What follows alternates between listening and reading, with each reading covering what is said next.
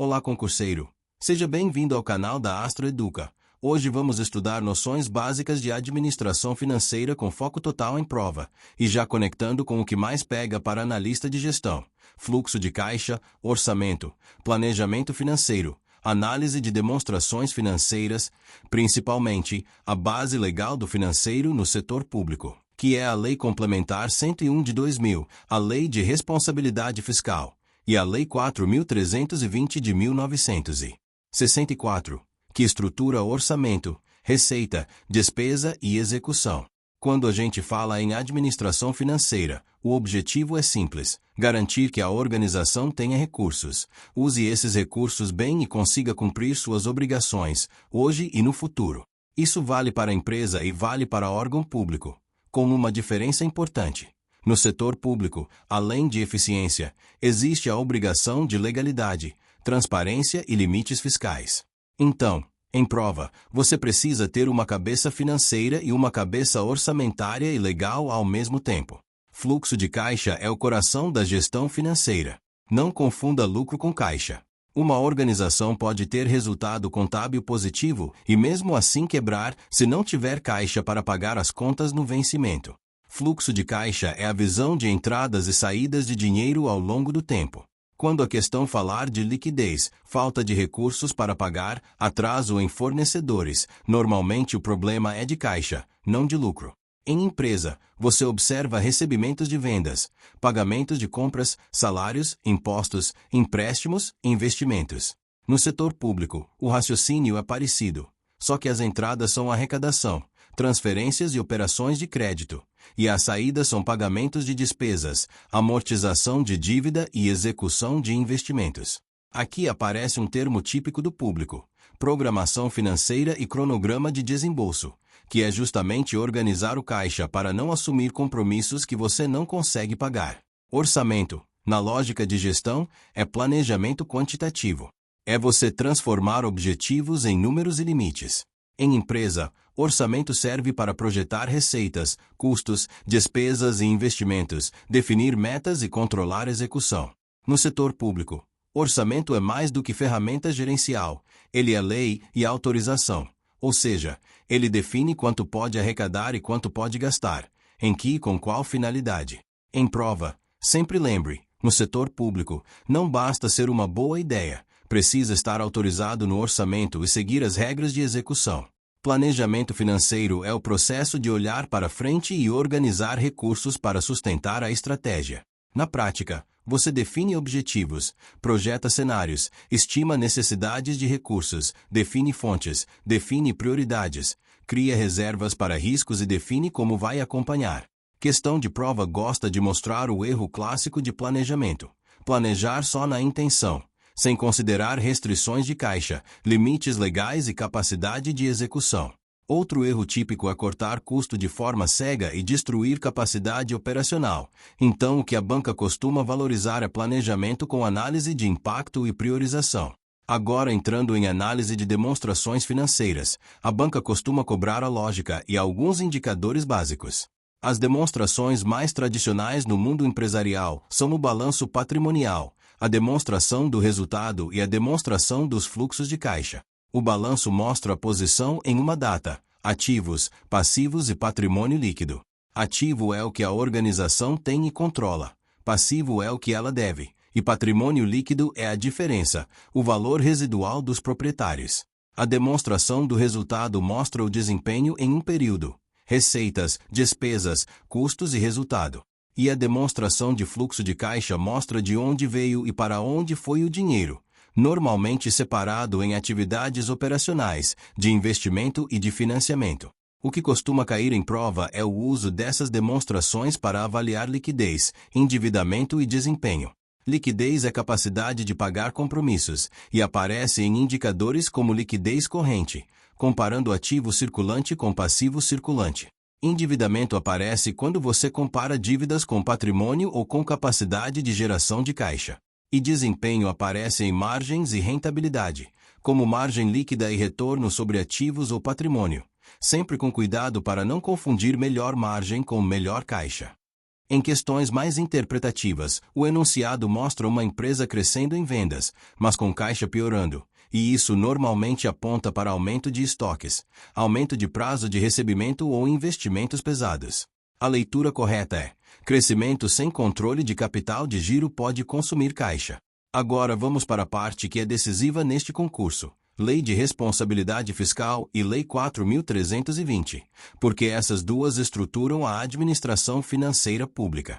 Aqui o foco não é decorar artigo por artigo, mas entender o que cada bloco da lei quer impedir e quais instrumentos ela cria. A Lei Complementar 101 de 2000 estabelece normas de finanças públicas voltadas para a responsabilidade na gestão fiscal. Em linguagem de prova, é a lei que exige planejamento, controle, transparência e limites para que o gestor não comprometa o futuro com decisões irresponsáveis hoje. Ela trabalha com metas fiscais, limites de despesa, limites de dívida, regras para renúncia de receita, criação de despesa continuada, operações de crédito e prestação de contas. E ela também define instrumentos de transparência e relatórios, além de prever o papel do controle interno e externo. Na lógica da LRF, planejamento não é opcional. A lei conecta orçamento e metas fiscais, especialmente por meio da LDO, a Lei de Diretrizes Orçamentárias, que precisa trazer metas e prioridades, critérios para limitação de empenho, e um anexo de metas fiscais que orienta o equilíbrio.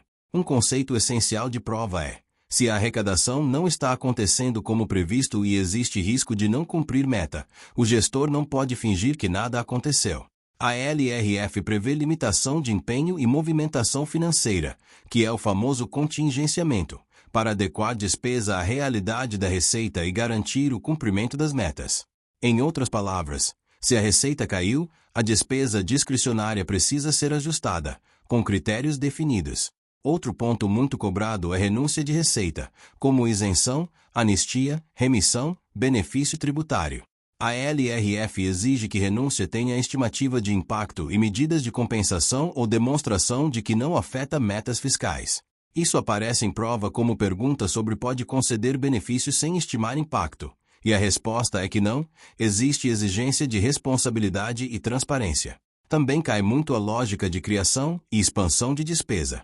Quando você cria despesa obrigatória de caráter continuado, como um programa permanente, reajuste, novo benefício, a LRF exige estimativa de impacto nos exercícios seguintes e demonstração de compatibilidade com metas e com o orçamento.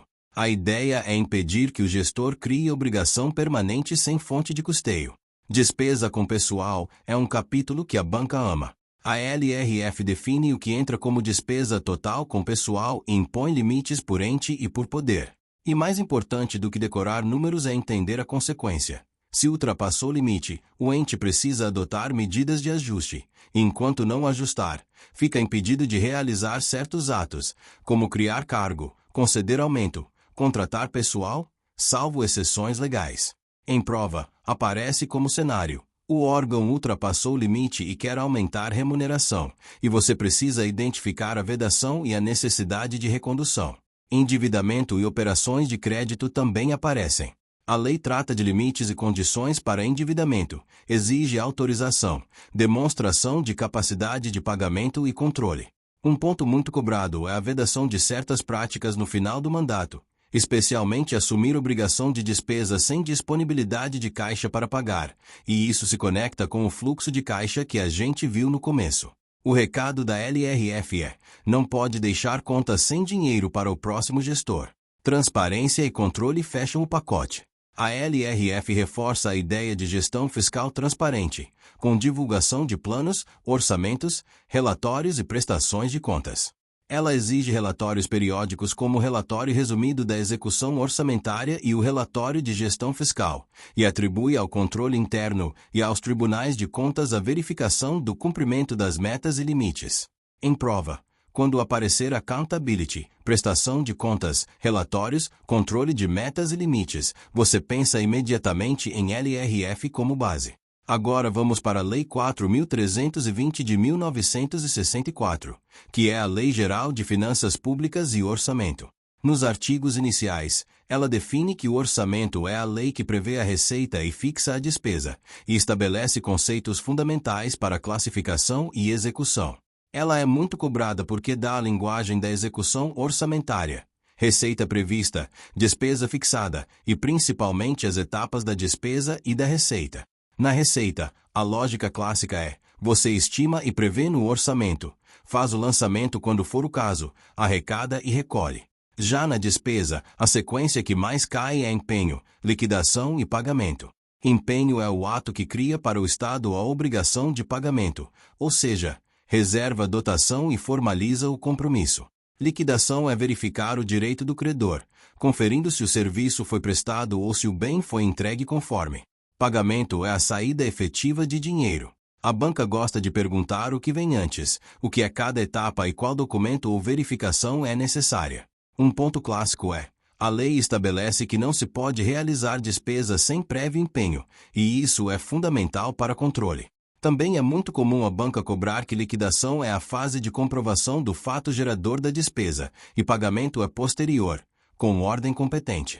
A Lei 4.320 também traz classificação de despesas e receitas, distinguindo categorias econômicas como despesas correntes e de capital, e isso cai quando o enunciado pergunta se determinada despesa é investimento, custeio, amortização, inversão financeira, ou quando fala de obra, aquisição de equipamento, manutenção, pessoal.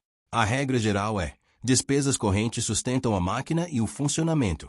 Despesas de capital aumentam patrimônio, geram bens duráveis, obras, aquisições de bens de capital, amortização de dívida e certos tipos de transferências. Em prova, aparece muito a confusão entre custeio e investimento.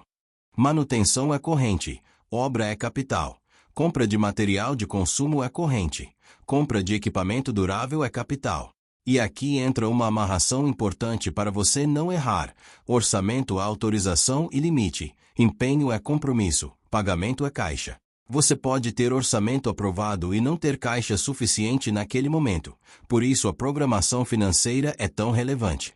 E você pode ter empenho feito, mas se não houve entrega do bem ou serviço, você não liquida e não paga. Esse encadeamento é base de controle e aparece em muitas questões de administração pública financeira. Fechando a aula, o que você precisa guardar para a prova é: fluxo de caixa é sobrevivência financeira e não se confunde com lucro. Orçamento é planejamento em números, no setor público, é lei. Planejamento financeiro exige projeção, cenário e controle. Análise de demonstrações financeiras mede liquidez, endividamento e desempenho com leitura de balanço, resultado e caixa. A LRF impõe responsabilidade fiscal com metas, limites, controle de despesa, regras para renúncia de receita e criação de despesa continuada, transparência e relatórios. E a Lei 4.320 estrutura o orçamento público e a execução, com foco na previsão de receita, fixação de despesa e nas etapas de empenho, liquidação e pagamento.